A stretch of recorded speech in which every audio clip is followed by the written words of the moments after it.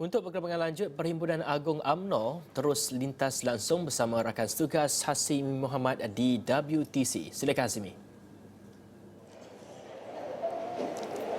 Baik, terima kasih Hafizi. Di studio kita melihat kepada Perhimpunan Agung UMNO 2022 telah pun secara rasmi membuka tirai malam tadi menerusi perasmian sayap mereka iaitu pemuda, puteri dan juga wanita.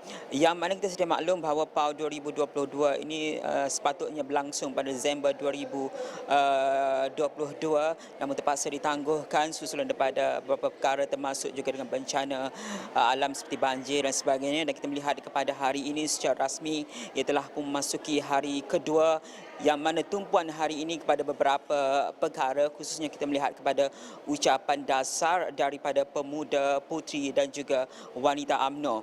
Untuk hari ini ia membuka tirai sekitar pukul 8 pagi tadi, yang mana kalau ikutkan secara ringkasnya kita boleh jangkakan bahawa lebih 5,000 perwakilan UMNO dari seluruh negara akan dijangka menghadiri PAU 2022 ini, yang mana daripada jumlah tersebut seramai 2,838 perwakilan melibatkan 1,117 wanita, 1,146 pemuda dan 1,113 puteri.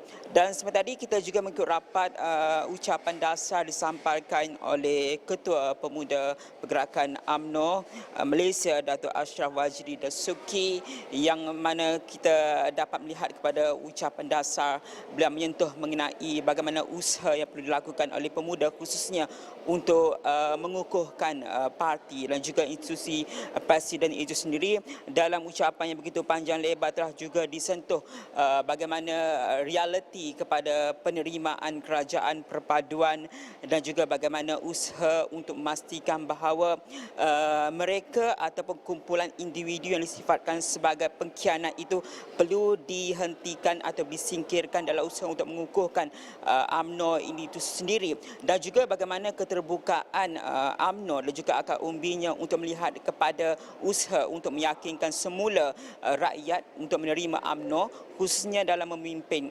negara, dan juga persediaan UMNO ini sendiri untuk bergerak dalam kerajaan perpaduan. Dan juga dalam ucapan dasar beliau turut menyentuh mengenai usaha untuk melestarikan perjuangan UMNO itu, di mana digambarkan oleh Datuk Ashraf Wajdi bahawa akar umbi perlu terbuka dengan corak pentadbiran ataupun pergerakan UMNO yang tidak terlalu terikat dengan tradisional, perlu terbuka dengan penerimaan rakyat dan sebagainya. Selain juga ada beberapa perkara yang diterangkan dalam ucapan dasar, khususnya melihat kepada bagaimana penyertaan UMNO ini dalam kerajaan perpaduan, seperti mana kita melihat kepada ucapan Datuk Seri Muhammad Hassan malam tadi bahawa pernyataan UMNO ini sebagai parti Melayu terbesar dalam kerajaan perpaduan adalah kerana untuk menyelamatkan Malaysia, bukan sebagai parti komponen dalam Pakatan Harapan, dan juga dalam usaha untuk menstabilkan politik dan juga memastikan kesejahteraan rakyat.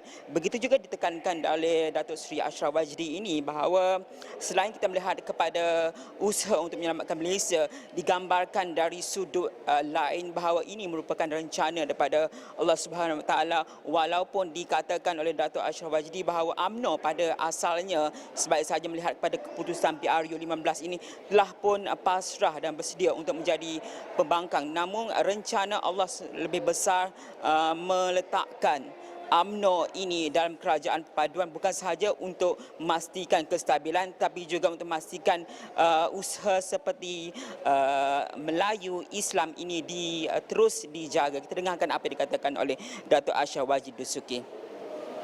Selaku generasi pemuda bangkit kembali, kita ini generasi pemuda. Kita tidak harus berterusan rasa gundah gulana. Jangan berterusan rasa kecewa hingga hilang arah dan berputus asa. Kita harus bersyukur kerana Allah masih menyayangi kita. Kita harus sedar dan insaf. Walaupun dengan segala kepincangan, segala kebobrokan, segala dosa yang kita lakukan, Allah masih memberi peluang kedua kepada kita. Siapa sangka kita masih mampu menjadi sebahagian daripada kerajaan hari ini? Siapa sangka dalam keadaan kita tewas, kita berupaya menjadi orang nombor 2 dalam kerajaan.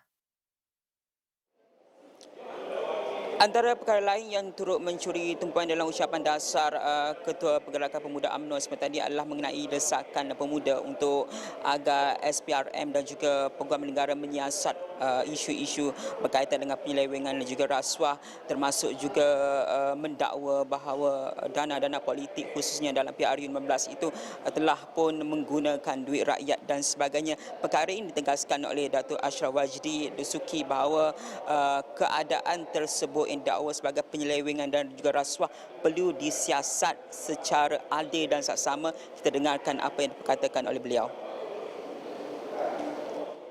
Barangkali mungkin ini juga. Sebab itu ada parti yang baru setahun jagung ditubuh. Tiba-tiba begitu kaya, mewah dalam berkempen. Sehingga mampu berbelanja jutaan ringgit bagi menyogok pengundi muda dan pengundi kali pertama. Namun, jangan sesekali lupa akan aturan Allah. Menang banyak pun belum tentu boleh menjadi kerajaan. Percayalah kepada konsep dan prinsip keberkatan.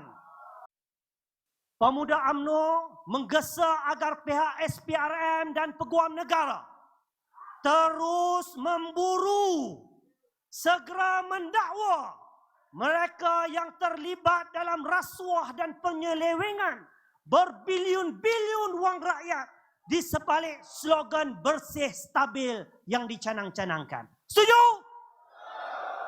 Jangan ada lagi pilih kasih. Jangan ada lagi pendakwaan politik terpilih. Ramai orang kita menjadi mangsa penganiayaan. Ramai menjadi mangsa penghinaan. Ramai yang mereka dan keluarga mereka dimalukan bertahun-tahun lamanya. Ingat,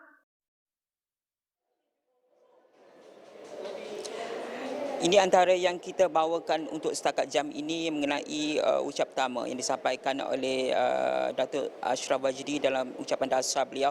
Kita juga akan melihat kepada tumpuan ucapan dasar daripada puteri dan juga wanita dan juga menjelang kepada ucapan dasar Presiden UMNO Datuk Seri Ahmad Zahid Hamidi yang dijadualkan esok. Itu tumpuan bagaimana penyampaian amanat yang akan disampaikan oleh Datuk Seri Ahmad Zahid Hamidi. Apakah seruan-seruan, kerana kita melihat semalam juga ada taklimat khas telah disampaikan oleh lebih 3,000 perwakilan. Jadi bagaimana ucapan dasar itu akan disampaikan dan dibahaskan oleh kesemua perwakilan yang akan membahas, dan kita melihat kepada bagaimana UMNO akan menggunakan platform PAU 2022 ini untuk mengukuhkan dan mengembalikan kepercayaan rakyat terhadap Parti Melayu ini. Dan kita akan bawakan semua perkembangan PAU 2022 di Astro Awani dan astroawan.com. Untuk jam ini kita kembali kepada Hafizi di studio.